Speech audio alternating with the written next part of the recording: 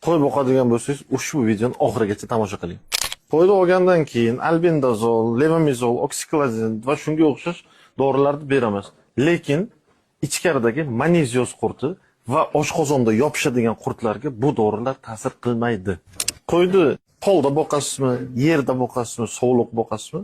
Lekin mana shu dorini siz har doim ishlatishingiz kerak bo'ladi. Praziver dori vositasi Rossiyaning Apitsena firmasida ishlab chiqarilgan bo'lib, bu dori vositasi qo'y, mol, ot, hatto it mushuklarga ham bersa bo'ladi. Tarkibida ivermektin va praziquantel saqlaydi. Buni ichirish tartibi 0,6 ml 10 kg tirik vaznga ichirilsagi oshqozon ichakdagi qurtlar, hattoki tashqi parazitlardan ham ivermektin borligi uchun himoya qiladi. Bu videoni molini, qo'yini ukol qila olmaydigan tanishlaringizga jo'natib qo'ysalaringizga mana shu doridan olib ichirsaga o'zi foydasini ko'radi, manfaatli bo'ladi. Sizlar bilan Romavet Uz bo'ldi.